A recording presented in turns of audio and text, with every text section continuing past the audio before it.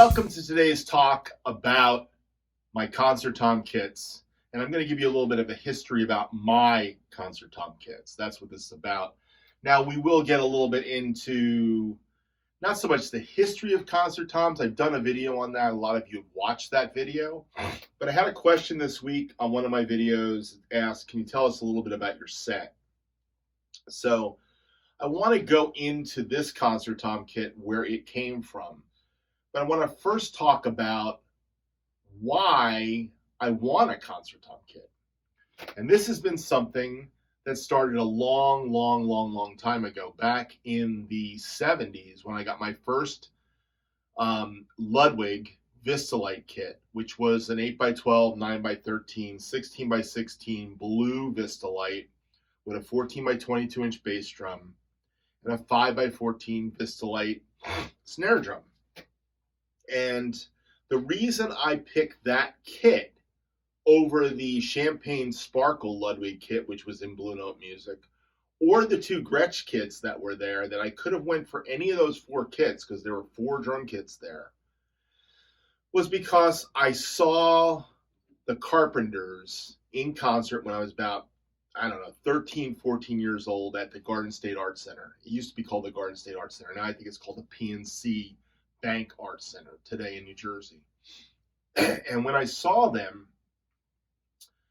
the drummers, and I say drummers because it was both Karen Carpenter and Cubby O'Brien, who was the Mickey Mouse Club drummer, I would come to find out later in life, they both had drum kits with concert toms on them. And I think at the time, Karen might have still been playing the Silver Sparkle kit, but it could have been a clear kit. But I remember distinctly Cubby O'Brien's kit was that swirl clear and blue Vistalite kit with regular toms and concert toms.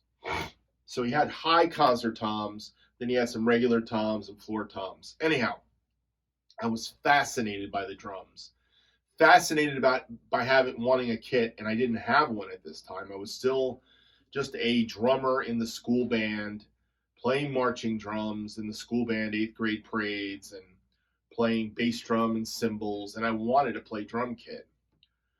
So at 15, when my grandmother took me to Blue Note Music and said, hey, we're going to pick you out a drum kit. You can get any one you want.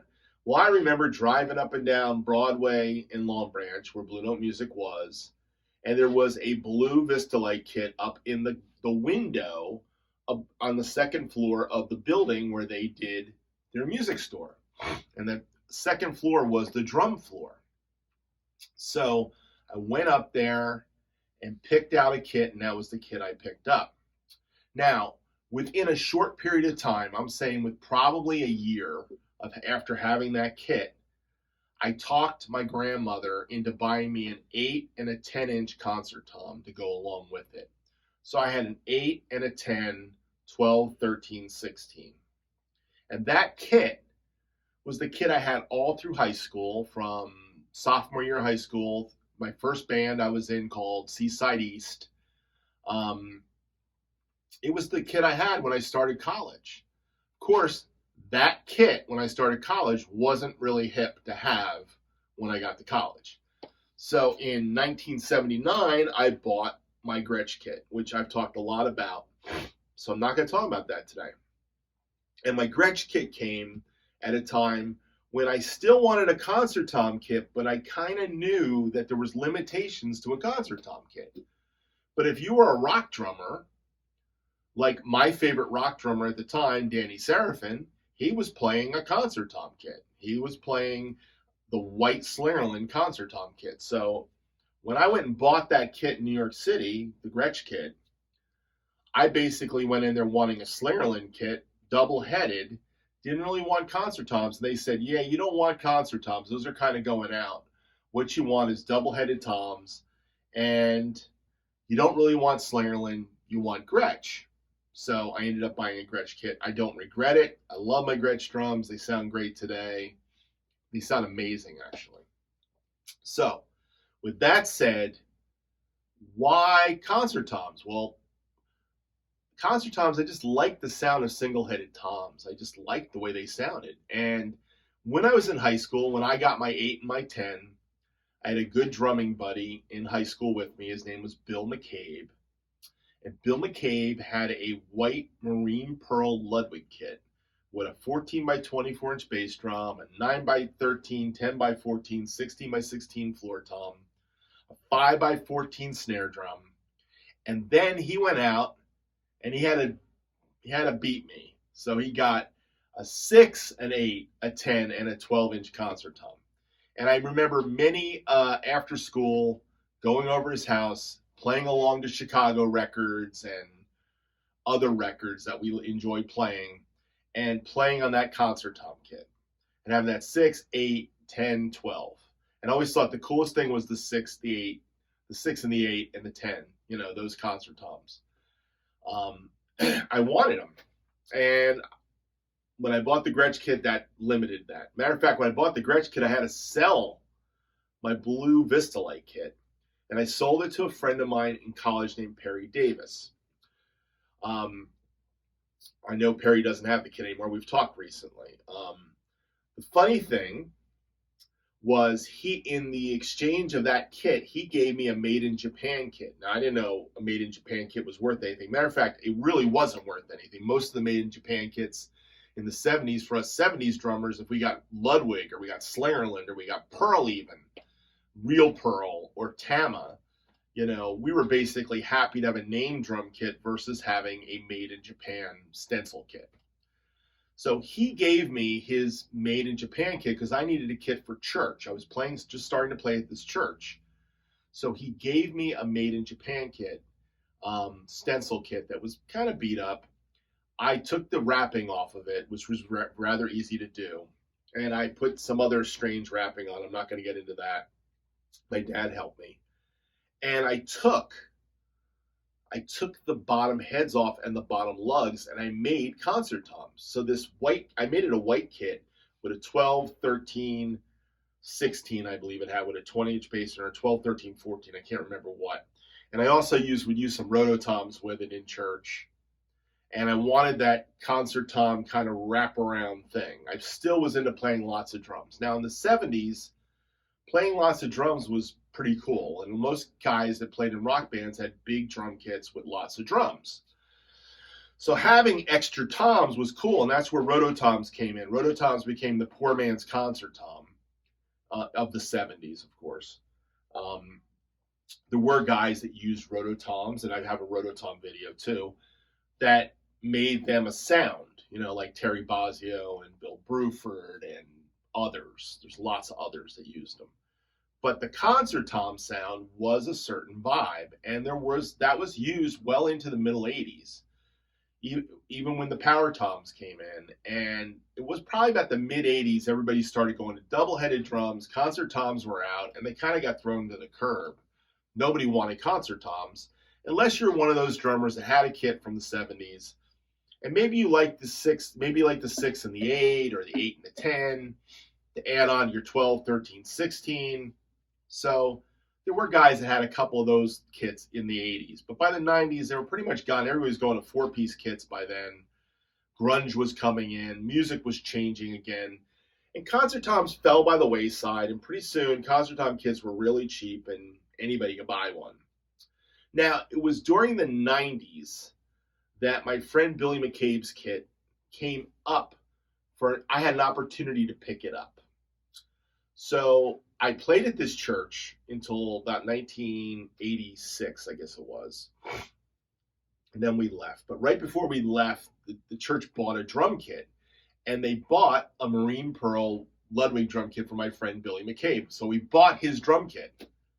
So at church, we had that big bass drum and 13, 14, 16 tom and the 6, 8, 10, 12 concert tom and a Paiste cymbal. I think it was a 20-inch ride cymbal, possibly 18-inch Cajun crash, 14-inch 602 sound edge hi-hats. Came with the kit. We bought it for like really dirt cheap. I'm not going to tell you, but I don't want to hurt Billy if he ever was to watch this. Think about what he sold that kit for. But here's the interesting thing. I left. I'm at another church. My friend is the deacon at this church. He calls me up one day and he says, "Hey, Earl, we're going to throw this drum kit to the curb. Do you want it?" And I said, "Yeah." And I went down the next night, packed it all into my little car, and drove it home. And now I had that kit. I guess it was right around 1990 because I was in the band Water at the time. And I remember using it a couple times at the Green Parrot as the 9 by 13, 16 by 16, 10 by 14 time, maybe a 5-piece kit with a 24-inch bass drum. And then I brought it into the church I was playing at, and I used it with concert tom configurations. I think there's a picture of me sitting behind that kit somewhere. I'm going to try to find some of these photos of these kits I played and had. Anyhow, by the mid-90s, I had to sell some stuff off. I had my Gretsch kit, but I didn't really need the big kit. And I sold the 5-piece of the big kit, 13, 14, 16, to a student of mine. And then I sold the concert toms off to a guy that worked at the cable company I worked at. And all of a sudden, I was concert tomless again. I didn't have any more concert toms, and that was the end of that season of life. Well, I wouldn't come back to concert toms again, officially, until 2000. I think it was 2008, when I met a guy named Dan Ratelli, who was the owner of DMR Custom Drums. And I met him through Craigslist. There was an ad in Craigslist that said, "We'll trade vintage drums or custom drums for drum lessons." So I called it the first day it was out. He was 5 minutes from me where his factory was there. His factory, I don't know. He was in a business area, with warehousing and stuff. He had a paint booth. He was building some drums there. He had a partner, and they were buying and selling on eBay. And basically, they just came back from Taiwan, and they had this aluminum shell sitting on a table. And I remember I went in there, and I said to him, "Hey, man, this is really cool, all the stuff you got here and blah, blah, blah." And I said, "I can show you some lessons." So he said, "Sit down on the kit and show me something." I showed him a couple things. Then I sat him down. I taught him some silly thing. And he said, "Well, what do you want for drum lessons? What would you want me to give you for drum lessons?" So I remember being in this room where there was this aluminum shell. And I looked at the aluminum shell and I said, "Can you make me a snare drum for the lessons?" And he said, "Sure, I can do that." He said, "How many lessons do I have to give you to get the snare drum?" And he said, "Well, how much do you charge for lessons?" I said, $50 a lesson. He said, "Well, it's probably going to be about 2 months, two and a half months." And over that next 2.5 months, we became great friends. And he built me this custom snare drum. And I'm going to feature it today. This is a DMR Custom Drums cast aluminum snare drum. The cast aluminum shell has been powder coated by a powder coating place here in Lake Worth, Florida. And Dan did that. He got that powder coated. It's a non-print powder coating. It's very cool. I leave this for my drums that are in my rack over there, so they don't make noise while I'm playing drums in the studio. But this cast aluminum drum shell is the same shell they use for the DW cast aluminum drums and the Gretsch cast aluminum drums. They're made in that same Taiwan factory. I was just listening to a podcast of Drum History Podcast. I don't know if any of you guys listen to that one. And they were talking about drums made in Taiwan. And I'm pretty sure that this made in Taiwan factory makes a lot of drums for Gretsch, DW, and other manufacturers. So this was one I think they were making for Paiste, a company called Paiste, because it has those kind of lugs I saw on some Paiste drums. They also made it for Ming Drums. I don't know if you've ever heard of Ming, but Ming is a Taiwan drum. You can only get them in the Asian market. They're not in America. Every once in a while you'll find one on eBay. But I think they were made in that factory. So that's where this shell came from. And I had it customized to my specs with die-cast hoops. I've done it throw off. The original one was an R2. This is an R4. That's a whole story, Dan. If you see this, you'll go, "What happened to the throw off?" Yeah, that's a story in itself. But this snare drum, everybody loves this drum, by the way. I pull this drum out and people love this drum. This is a 6.5 by 14 cast aluminum snare drum. It's kind of like a superphonic on steroids. The guys that have the Gretsch ones, my friend Mike Pisano has a Gretsch one.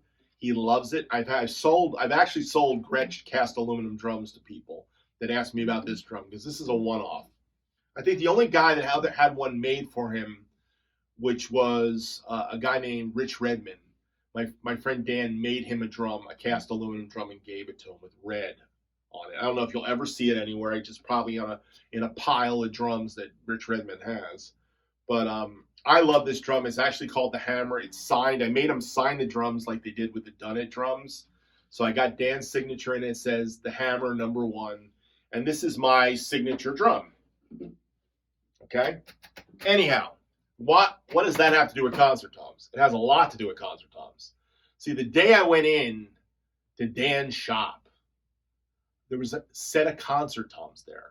And the concert toms was a 6 by 10, a 9 by 13, 10 by 14, 12 by 15, 14 by 16 white pearl fiberglass concert tom on this type of stand, the clip stand. And I got 2 clip stands. I didn't get one for the 10 because the 10 it had a clip on it, but he didn't have another stand. He only had 2 stands. He gave me 2 stands, and I basically traded him. I traded Dan a 19-inch Paiste Formula 602 Crash and a 20-inch Formula 602 Ride for these concert toms. They were old pre-serial number Formula 602 Paistes that I had picked up somewhere. I think I picked them up at a Guitar Center, pretty good price at the time. They were probably worth more money than the concert toms at the time, even though these things are now ridiculously priced. So I will say concert toms, especially pearl fiberglass concert toms, are ridiculously priced today. But back then, it basically cost me 2 cymbals, and I got 5 drums. And that was my start into the concert tom world. So one of the things that Dan did do that day was he handed me a rims mount for the 10, and I kept it. Now, I had no rims mounts for the rest of the drums, and the rims mounts are part of this story that I will get to eventually. The first thing I did when I got those bigger concert toms was I said to myself, I'll tell you what, I need to get the 6 and the 8 and the 12. I need those toms. That's what I want. I want the whole kit. I want 8 concert toms. So I started looking on eBay. And the first thing I found was an 8, 5.5 by 8, and a 6.5 by 10. So what happened was I bought a 6.5 by 10 with a clip mount, and I bought a 5.5 by 8 with a clip mount. And it didn't come with a stand, but it was $40. And they were white too. The problem was with the white finish was cracking and breaking off. And by having them for a year, I realized this finish is terrible. I got to redo it. But you know what my goal was? My goal was to take these fiberglass shells and put bottom heads on them at first. And I was going to build a Steve Gadd kit with a 6.5 by 10, an 8 by 12, a 9 by 13, 10 by 14, a 15, 12 by 15, and a 14 by 16 double-headed toms. And I was going to have that fiberglass Steve Gadd kit. I was going to have Dan paint them lacquer black, and I wanted to turn them into the Gadd kit. That was my initial goal, was not to keep concert toms. But picked up another 10, so I had a 10 and an 8 and another 10 and a 13, which, by the way, this is a 12, and I'll tell you that story in a minute. But here's the 13. So I had the 13, I had the 14, I had the 12, I had the 16. I had 2 10s and an 8. And that's the way it was for a long time. That was from 2000, probably 8 or 9 until 2020. Now, in 2017, I started really working on a YouTube channel.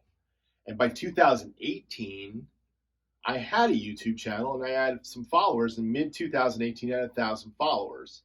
And I was pretty steadily into making drum covers all the time, 4 to 5 a week. I also made some videos about concert toms. I made my concert tom video in 2017. It's one of my most popular monetized videos that I have.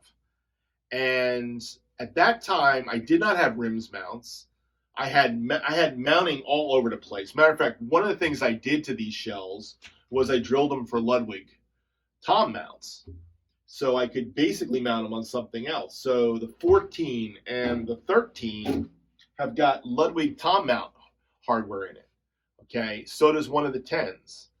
So I'm a mean person with a drill. I had a lot of fun with it. But I guess it was about 2010 I took all the covering off. And I realized with the covering off, I kind of liked it. I liked the fiberglass look. And then it reminded me of that recording session I did in Nashville in '87, where I played on a Pearl fiberglass kit, double-headed. That was another drummer's. I'm going to forget his name. I just put it in my Ask Earl Anything. So I'm going to remember his name. His name is Dennis Holt. I did look it up for Ask Earl Anything. I put his name in my last show. And Dennis Holt, those were the drums that were at Hummingbird Studios in Nashville on the top floor of the BMI building where we recorded the Saved by Grace album. And I played on that kit. So I remember he took the covering off of them and they were just pure fiberglass. So when I pulled the first wrap of covering off, I said, this is cool. They look kind of cool.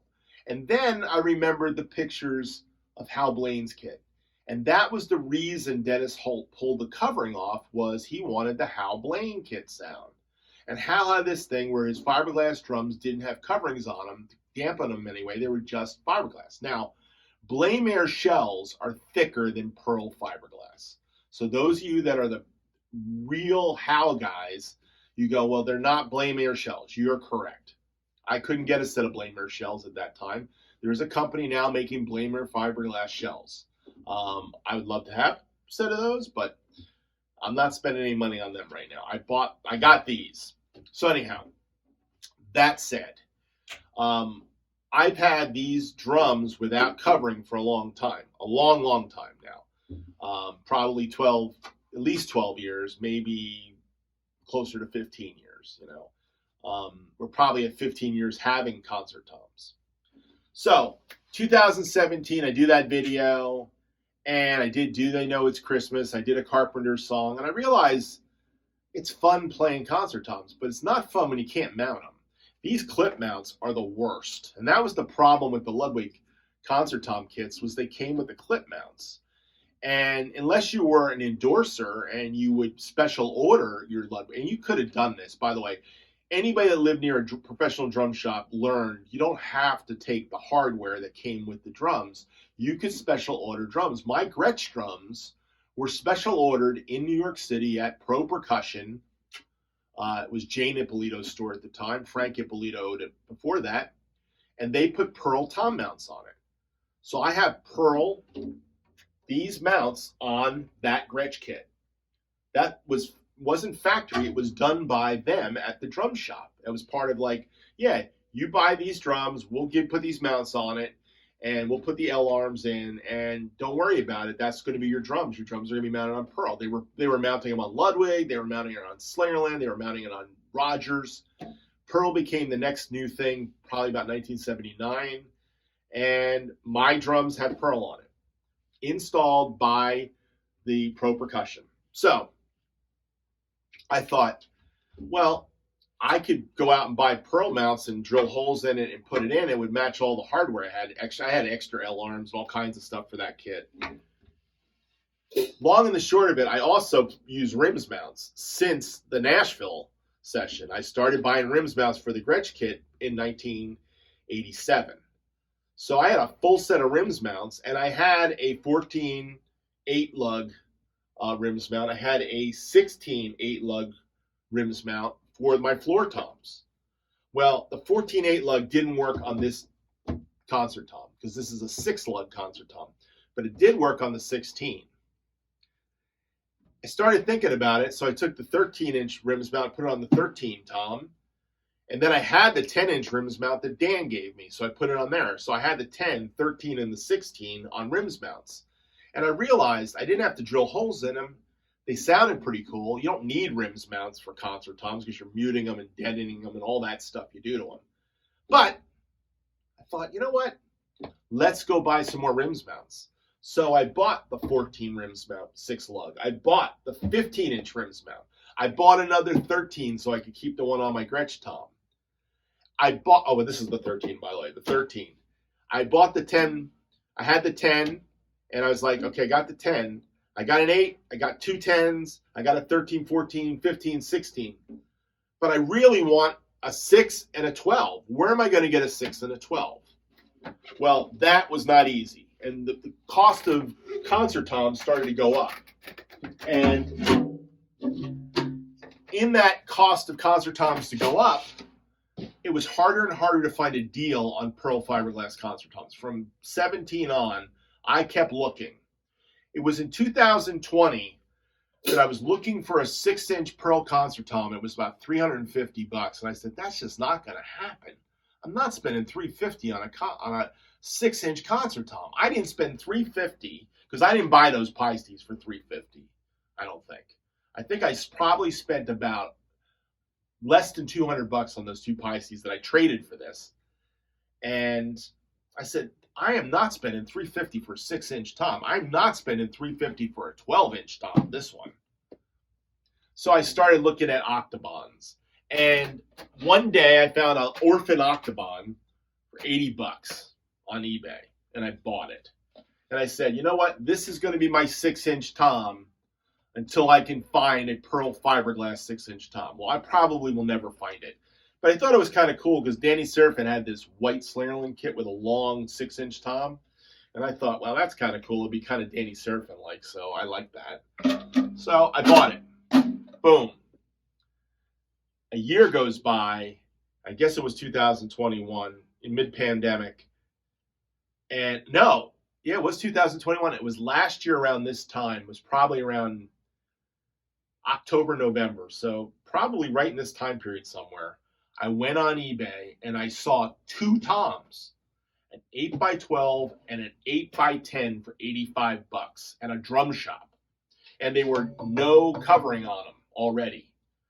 And I hit buy it now and I bought them. They came with clip mounts. Okay. Got the clip mounts. And then I went into mode of buying some more rims mounts. So I bought a 10-inch Gretsch rims mount for the 8x10. And I bought a 12-inch 6 lug for the 8x12. And now I have the full 8 toms, except for that 6-inch tom. And that's the story of these concert toms. I guess I started doing more covers. As soon as I went to rims mounts, I started doing more covers on concert toms. Now, this is Studio B I'm in. And Studio B is a whole nother story for some other day. But basically, the ability to have a kit set up here in Studio B and a kit set up out there has been a blessing to me. And I've got this room dialed in, and these drums sound amazing. Everybody loves the sound of these drums. Little what I know is that in the last couple of years, everybody's trying to get that concert tom thing, killing them, deadening them, muting them, putting tape on them, putting towels on them, putting anything on them to mute them out. And that's what I've been doing too to get this sound. My miking technique for this drum kit has varied for a long time, but I've kind of got it dialed in that when I'm not using the little concert toms, which requires another mic over top, because I only have 4 mic inputs in this room. I actually could run cables in here and mic every drum if I wanted to, but it's just excessive, and it doesn't allow me to keep that kit set up and this kit set up at the same time, which is what I do in this studio. The reason why I do drum covers so fast is because I've got drum kits with microphones pre-set up, and all I do is move cymbals and snare drums around, move camera angles, and go. That's what I do. So with that said, That's why this is so important, having this room. And having this room has allowed me to do certain types of covers that have that sound of the 70s concert toms, or that dead sound. When I want a drum sound that's that dead sound, I do it. And I've done recording sessions on these drums too. And they work. For certain types of songs, this is the kit I want to use. On certain other songs, that's the kit I want to use. So it all depends on what I'm playing and what I'm doing. But that's kind of the history of my drum kit. And when it comes to miking this kit, I use mics underneath the toms on these two toms a lot. They're not the same mic. Right now I got a 421 Sennheiser and I've got a 57 here. Sometimes I got a 57 and a 58 Shure mic. The one thing that's become consistent over the last couple of years is this microphone, which is an Octava 319 large diaphragm condenser, which works really well over these toms. It just picks them up perfectly. And usually this tom, the one I turn into the floor tom, by the way.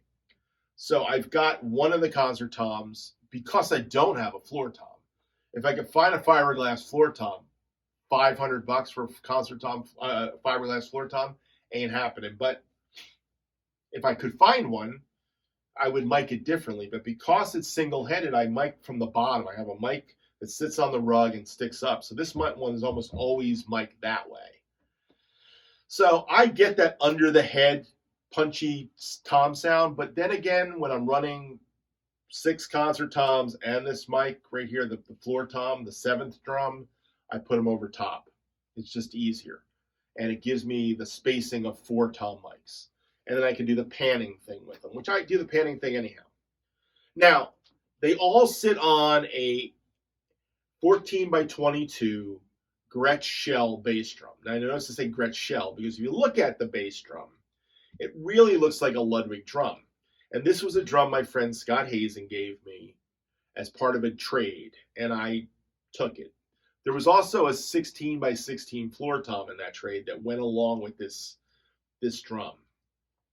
That 16 by 16 became part of a Blue Sparkle Club Day kit I had that I gave away to a church. That's another story for another day. But bottom line to the whole thing, and what I'm trying to say here is, I love my concert toms. I've since put a pearl tom mount on this kit this year, so it's there. I also have a rack, a Gibraltar rack. That's my son-in-law's rack. That's what these are on. I used to have it in front. Now I got it off to the side. I use the pearl hardware because I have lots of it because it goes with my Gretsch kit. They go back and forth. Remember, I've got 6 toms for that Gretsch kit. I have 8. I actually got more than 8 toms. I've got 8 plus 2, so I've got actually 3 10-inch toms. So I know there's guys out there looking for 10-inch toms, and I actually own 3 of them. And some of you say to me, well, why do you have that second 6.5 by 10? You got an 8 by 10, I can see that. A 6.5 by 10, I can see that. But why the second one? Every once in a while, I'll go 12, 13, 14, 15, 16, and then I'll go 8, 10, and I'll put them on the stand. And the one other 10-inch tom has got the clip mount. So I have one that still has the clip mount, never been drilled, and that's why I use it. Right now I'm using all pinstripe heads. Quite happy with the pinstripe heads. Of course, you know, snare drums come and go, cymbals come and go, but that's my concert tom story. So I'd love to hear your concert tom story. I'd also love to hear what you think about concert toms. I mean, truth of the matter is, this kit is so thrown together by me. It sounds great for what I do with it, but it's not the kind of kit you're going to bring out anywhere. Now, the shells and everything else could be repaired by a great drum technician. And I remember a couple of years back, Eric Singer was looking for fiberglass toms because he was building the Peter Criss Kiss kit. But, you know, that's probably when all the money started going up. Then you got guys like Joey Waneker and others looking for concert tom kits and looking for fiberglass particularly. So there are studio guys that know these drums and they want them. So that's why they're valuable. Probably if I was a guy that needed money, I'd sell this kit because it'd get me some money. And I got to tell you, some days I think it would be nice to have a brand new drum kit. But to be honest, the novelty of this kit and the fact that I get such joy out of it and you get such joy out of the covers I play on it means this kit's going to stick around for probably a long time until my grandkids get it and they sell it off for pieces. And probably by that time, concert toms will be hated again. So, you know, they're only in fashion for a while. Right now, they're in fashion. So that's the history of my Pearl concert toms and the history of concert toms in my drumming career. I hope you enjoyed the show. Thanks for watching. You guys have a great day. Bye.